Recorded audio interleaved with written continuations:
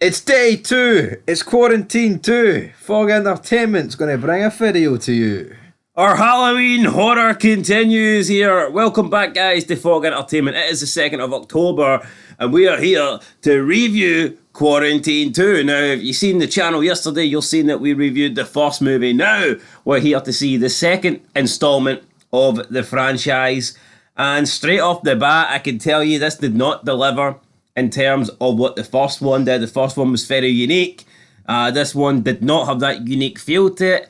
It kind of did feel like a virus outbreak movie, but this one certainly did not have the unique feel that the original had. In Quarantine 1, we get the perception that we are the cameraman. We view the entire movie through the camera lenses. We live the experience. We live through the night as if we are, in fact, the camera man. But in Quarantine 2, we don't get that. We just get your basic, normal third-person view, and it just doesn't really have the same sort of horror element to it, because in the first Quarantine, when you got that first-person view, you could only see what's directly in front of you. You don't get to see what's coming from behind corners. You don't get to see what's behind you. You basically just get to see the vision of the camera lens, and then you hear the sounds coming from the right, coming from the left, coming from behind you. And to me, that just adds to a much more horror experience, as if you're actually living through the movie yourself. And then the other big reason why this movie wasn't as good as the original is because of the cast list. The original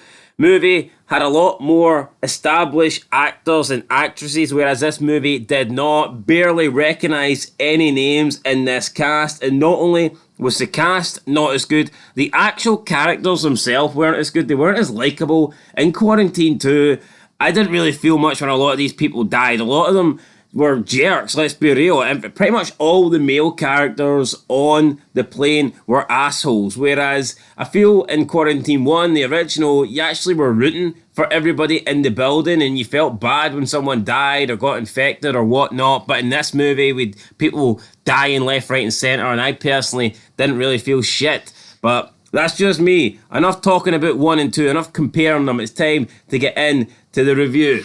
Yes, and the review begins in the back of a taxi. We're on the way to the airport, and we're introduced to Jenny and her co-hostess friend, Nicotine. Nico Bellic. Yes, and we're on the way to a Los Angeles airport now. Forgive me, I'm not familiar with the airports in LA, but it's one of them. Yeah, it's a big one, but this looked like a almost like a private jet. There wasn't many people on it. A lot of empty seats, so I don't know if this was like a late special flight airline. I don't know why, but this looked like it was almost like it was a private plane. It could have been. Maybe it's just the fact the movie, VIP plane. The movie was done on like a budget of 10 pence. Yeah, we couldn't afford more. It was a toy plane we were on. Yeah, maybe we couldn't afford more cast members, more red shirts to die. But we get introduced to all the characters on the plane. The co-pilot is very sick. He said he's got a head cold, but he doesn't look good. His eyes even look a little bit bloodshot, and I'm a wee bit worried for the co-pilot. So we go through the list of people flying, and most of them are assholes. We get a foreign guy that's being rude. We get some black guy that's a little bit bitchy about his work. My laptop. My work's on my laptop. We get some big fat guy who's fat, and then we get some guy that's deaf called Doc, not a doctor. We get another foreign couple that like are having sex and shit in the aisle or on their seats or whatnot. So yeah, straight away we don't really get off to a good list of characters. No, Doc's not deaf, mate. Doc's got Parkinson's. There's a big difference there. He can't fucking move. Well, I'm not a fucking Doc. I don't know. Anyway, we get Jenny introduces herself to Henry. She gets him a drink, and then Nika's like, "Oh, he looks hot. Make sure you get his number." Turns out he was trying to get hamsters on the plane. He's a teacher. His students gave him these hamsters as pets. He's trying to get them on the plane, but he has to put them down into the cargo area. The big fat guy goes to look at the hamsters. I personally think he was going to eat them, but he gets bit on the finger. So a hamster burger. Oh. Hamster burger, not for him. So then the plane takes off, and we get one of the foreign dudes. He's on the phone. I think his name was Niall. He's been very rude. Jenny tells me to put the phone on airplane mode or stop using that device, and he's willing to fight over it. Henry grabs the phone off him, and we're getting some toxic masculinity here into the movie. Fat Man, though, in his seat, obviously begins to feel the effects of the bite. Something's happening with him. He's getting very, very sick. We also have Henry on his laptop. He's looking at some outbreak that's happening in an apartment building. It turns out this is the same apartment building where Quarantine 1 happened. So he's watching this on the news, and you're wondering, well, why is he watching this? Why has he got a infested interest in this? Is there a reason for that? We'll find out later. We'll have to wait and see, won't we? We'll find out later in the movie. But your fat man continues to get sick. Need to try and help him. He ends up vomiting on Jenny, so she has to go and get cleaned up, which wasn't good for her. Then, while she's like cleaning down her clothes, we just see him bust up out his seat. He's got like some extended seatbelt on. He takes that off and he just like runs up there like a fucking madman here. And gores her. Yeah, he was running at some speeds. I thought it was insane. No, it was. He was running at the speed of light. He did, and you know what? I think it was actually the best scene in the movie, or maybe the second best scene in the movie, because there is one later on that's a bit funny. But he's then helped off her, and then he's just foaming at the mouth, absolutely freaking out. I tell you what, like, fair play to all the passengers. Most of them, they were pretty quick to help, weren't they? Yeah, even some weak kid that was, I guess, flying to see one of his parents. He jumped up. He was trying to get involved, and this is a big guy. I believe his name's Ralph, and yeah, but they finally get him down. And he's like unconscious, and they get him somehow. The two air hostess, get him into a seat. I don't know how they lifted his big body, but they did, and they plant his ass in one of the chairs. Then they are trying, I don't know, they're giving him like a shot or something to make sure that he's feeling okay. There's like a nurse on board, but Ralph just like lunges forward and takes a big chunk out of Nika's, I don't know, her mouth, her lips. It was weird. I couldn't actually pinpoint where this injury is. Obviously I know it's on the face, but there's a shitload of blood. Like, they're talking about, oh, she's going to die of blood loss, but there's no like visible mark or like bits of skin or flesh missing, so it's hard to determine. I'm assuming she just got bit in the lips. It could have been the tongue, but her tongue wasn't really out, so I don't know where she got bit. Like, I'm not saying you can't die of blood loss, right, from like most parts of your body, but I just think getting a bit of your face bit off, I would rule out dying of blood loss. Yeah, probably rule out dying of blood loss for sure. They managed to land though in some airport, an emergency landing, and they are directed towards a hangar. At this point, we get introduced to Ed, and I think Ed was probably my favourite character. He reminded me of Jake. He did remind me of Jake. He was my favourite character in the movie. Everyone in the airplane manages to push Ralph into one of the toilets, and at this point, they get everybody off the airport with everyone off the airplane, with Ed's help, and he helps them into the hangar. They're trying to exit the normal way, but for some reason everything's like locked down, so they can't do that, so they have to go into the hangar first, and they're going to escape that way. And the pilot and the co-pilot decide they're going to stay behind and keep Ralph locked in to the toilet. So when Ed takes them through the hangar, it turns out the hangar is completely locked down. We're on lockdown. Quarantine this shit. They can't get out, and now it means that all the passengers are stuck inside this hangar with nowhere to go. Yeah, and you know what? There was a lot of unrest here. Blaming Ed, blaming Jenny, like the co-pilot, the hostess that's not got half her face bit off. And it's like, could these passengers shut the fuck up? But at this point, like, I suppose all they've seen is like one guy acting crazy. They don't really know there's this outbreak going on. They don't really know their lives are in danger. They just think that their flight has been, disturbed, and this is causing them I guess to a degree, but yeah, Big Henry knows the case, doesn't he? Yeah. Spoiler alert with Big Henry, but I would probably prefer that if it actually just took place on the plane. I wasn't a big fan. I think the movie went downhill, actually, once we left the plane. Even though I think Ed's the best character, I think the terminus is where it nosedived, pun intended, like a plane. I would have preferred it on the plane. Even though a plane's very small, I actually feel like it would That adds to the horror, though, I think. Yep, very claustrophobic. And I actually feel like if you stayed on a plane, it would have made it very unique in the same sense as the first one. True, but I guess there's less places to run, less places to hide on a plane, so, I mean, compared to a big apartment building. True, but you've got a cockpit, you've got the toilet, you've got the aisleway, you've got the underbit where all the luggage was. I mean, there's a decent bit you could have done. Yeah, so they determine that they need to get some. They need to get medicine. They need to try and get Bandages. bandages to try and save Nika. At this point, Sheila, she's a nurse. She says, "I've got stuff in my backpack that we can use to try and patch her up." So a lot of the The group go back to the plane. They go into the luggage compartment, and guess what they do? They're not finding much. But then, like, the bad guy, I can't remember what his name is.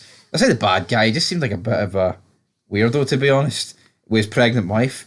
He wanted to go get his gun, but he didn't want to seem to get his hands dirty and help anyone. Niall, that guy, that little bastard. But he does manage to get his gun, doesn't he? Yeah, so they all go back, and all of a sudden, the pilot and the co-pilot are no longer there. Nope. And I didn't get, like, where would they be? Well, I think it's obvious the co-pilot is turned and attacked the pilot. You think that's obvious? I think it's very obvious, yeah. Where's Big Fat Man, though? I believe Big Fat Man was still in the toilet, no? No, he wasn't. He ended up in the terminal. Well, as soon as the co-pilot turns on the pilot, then he's not holding the door closed anymore, and therefore Fat Man can get out. True. Either that or Fat Man just burst through the door and killed them both. He could have did that, to be fair, but, you know, we're in here, there's infected rats as well. And I believe one of the rats bites Niall. Yeah, but it manages to get a wee nibble on him. And again, it's like, how quickly can people turn here? People are fucking turning like that now. Well, it's similar to rabies, I guess. And like I said in the first film, they're turning in less than an hour, so... No, and you know what? I think a well done scene was when Jenny looked up and she saw like one of them down the far end. Yeah, the co-pilot, he was like just crawling across the floor. Yeah, and then when she turned around and then the fucking actual pilot grabbed her. Yeah, that was very good. I enjoyed that. Then the pilot got beat up and... But like I said, I think the better scenes were actually on board the plane. They then get taken, they leave the plane, they go back to the terminal, the hangar, and we've got Preston, the guy that was worried about his work on his laptop. He's died. He's died off screen. We don't know. He's just dead. He's dead. He dead. He dead, man. Bit of a waste to kill him off screen. Yeah, so then they get back down to the terminal and we see Big Fat Ed. He attacks the group. Not Ed, I'm calling him Ed, it's Shaun of the Dead. Ralph attacks the group. They manage to tie like cables around him and they choke him out. So that takes care of him. Then they get the CDC doctors. Before they come in, right, we've got Doc, guy with Parkinson's. I think this is the best scene in the movie. He's just sitting... Hold on, you keep changing your mind. No, this was. No, because I said earlier, no, I changed it for first and second. This is the best. He's sitting there in his wheelchair and a fucking rat lands on his dome and his eyes are just looking at it. Just flies out of nowhere, lands perfectly on his head. And then he's sitting getting bit by the rat and then the George kid runs over, fucking bitch slaps it halfway across the fucking terminal. Oh no, it got dark. It got dark. So Doc's bitten now and obviously the hostess is bitten. The CDC members come in, they're given like shots, injections and whatnot. Who knows what they're doing. But the doctor, Sheila, or the nurse even, she thinks that this is not treatment, this is not a cure that they're given because they were all like labelled different colours and stuff. So she thinks that they were testing on the infected. And then we get Doc, who obviously can't walk. Now he's infected. I guess he's regained all control of his limbs. He stands up and he takes a bite out of one of the CDC members. His fellow members then try and get him out the hangar. We then have the foreign guy decides, I'm going to run out with them because I don't want to be here. And they all get gunned down. Absolutely killed. Yeah, one of them manages to crawl back inside or gets dragged back inside. And we've got a lot of the infected now running about the hangar. So they all go into the cafeteria truck and they get inside there where the CDC member that has been shot tells them all that, look, this is a virus and basically we're all going to die. And he manages to grab the gun off... whose gun was it? Niall's gun. And he manages to... Although Niall didn't get into the... No, he was outside the truck and he turns and then... He kills his girlfriend. But I want to know, how did Niall's gun get into the... Because hangar? Henry had it. Henry took his gun or whatever and then the CDC guy grabs it and kills himself. So that's it. Henry is... Henry's alive, but the CDC guy is not. And then we get one of the infected. It might have been Willis. Was it the co-pilot Willis? I think it was, aye. Willis, he leans down, he grabs Ed, and it looks like he's grabbing Ed's arm. He's trying to take a chunk of his arm. Henry could shoot him, but decides against it.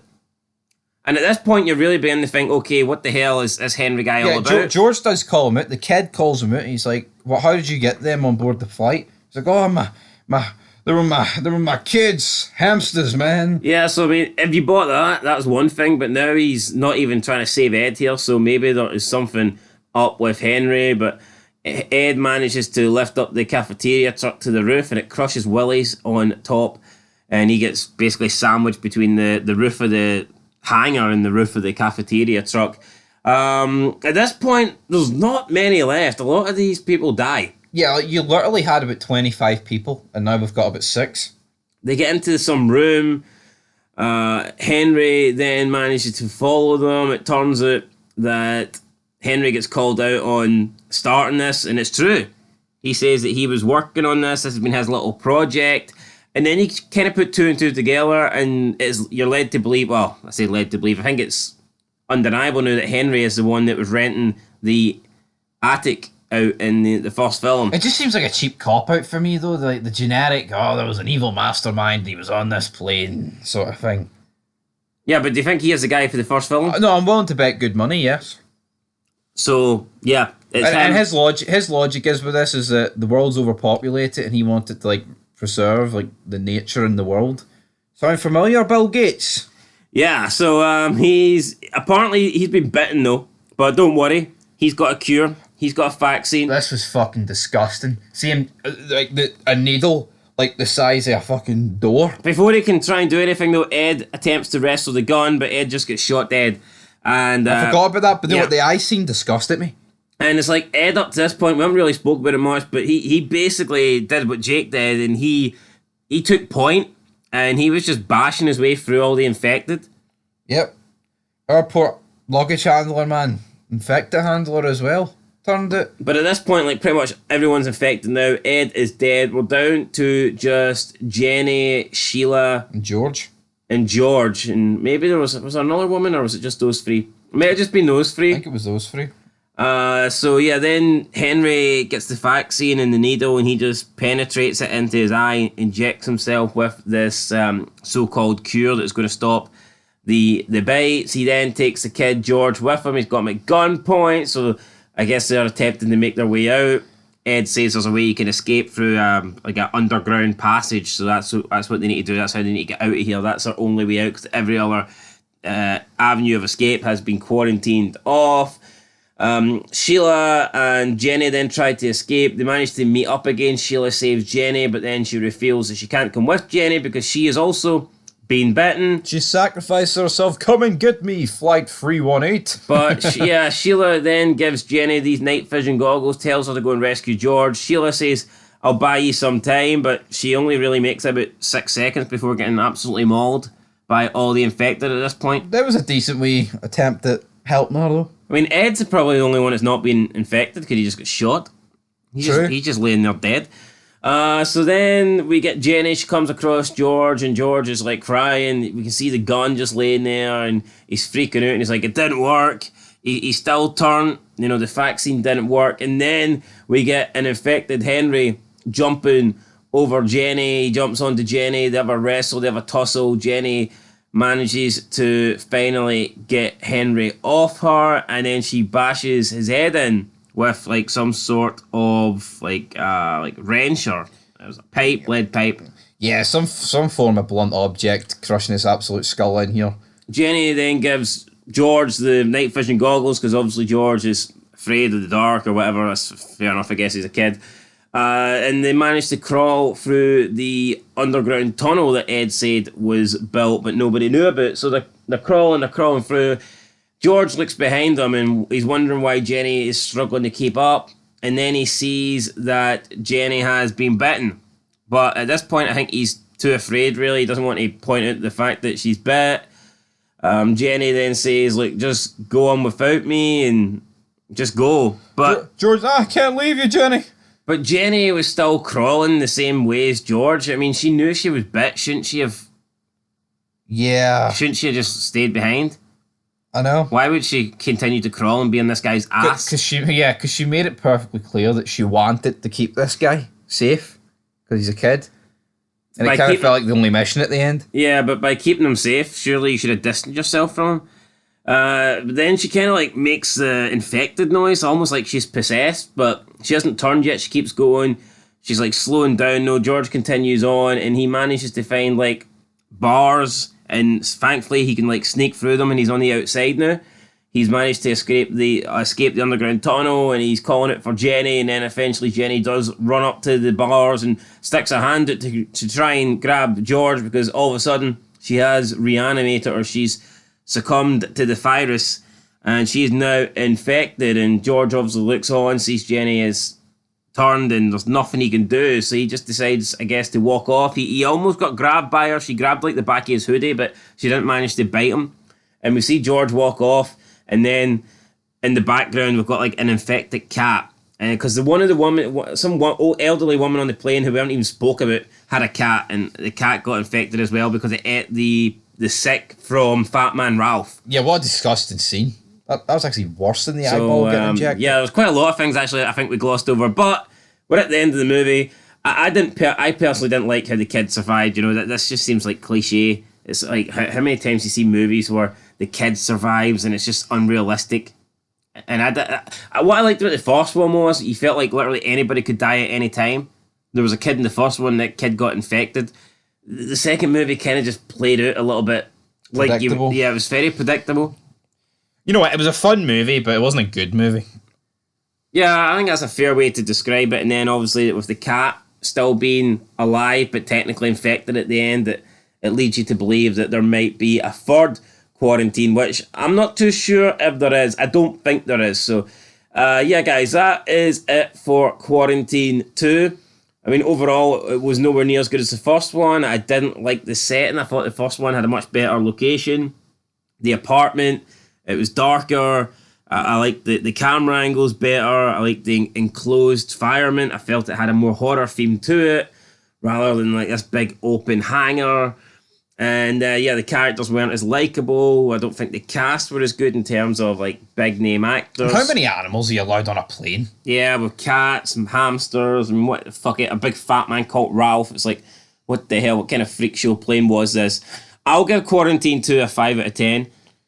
I thought it was an okay movie. I'll give it a 4. Worth a watch, like, but it's fun. It's a fun movie, but it's not good. So yeah, it's below par. It's not as good as the original, so that kind of sucked. But overall, I mean, it was an okay movie, worth a watch for sure. But I don't know if it's worth a rewatch. It will not be, guys. But up next in the Halloween Festival, what is up next on the list? You'll have to stay tuned till tomorrow, the 3rd of October. So until then, 4.5 out of 10. Peace.